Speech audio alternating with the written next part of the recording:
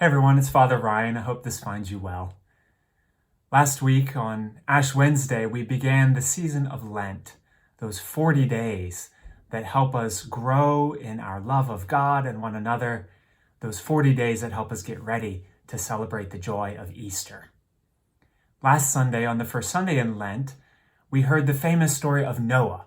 Noah who built the ark, that big boat, to rescue his family and animals of every kind during the great flood.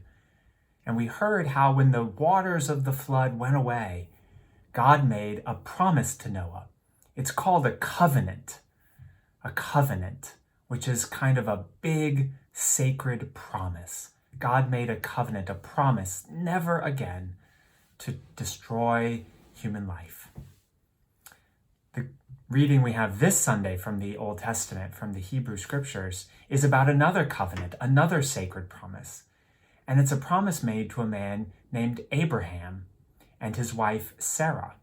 This is hundreds of years after Noah. Abraham and Sarah had been living in a city called Ur.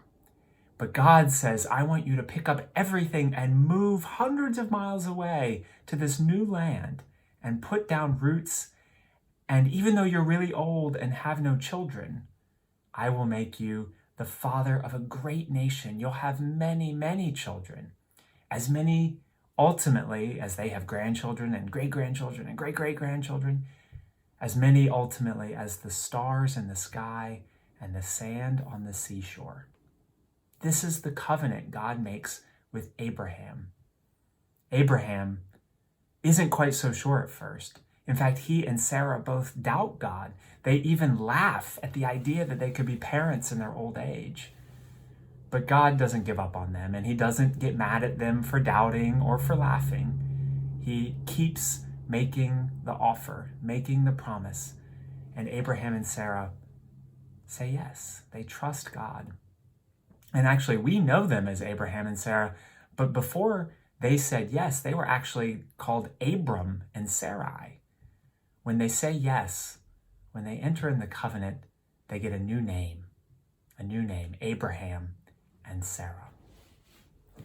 As Christians, we believe that God, in Jesus, makes a great covenant with us, a promise that he's with us always, and that in all things he's for us, that he cares about us, that his love will never end, and that even when we mess up or fall short, we always get another chance. That's the sacred covenant, the promise that Jesus makes with us. And when we accept that, when we say yes, like Abram and Sarai, we get new names too. Not Abraham and Sarah exactly, but we get called beloved child of God, Christian.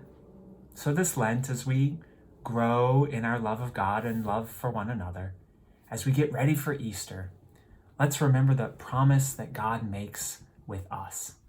And let's have the courage to say yes and to take up that new name as beloved child of God and share God's love in all we do.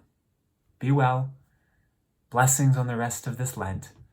And as we start to gather outside for the 9 a.m. service in the parking lot, I hope to see you soon in person. Till then, be well. Take care.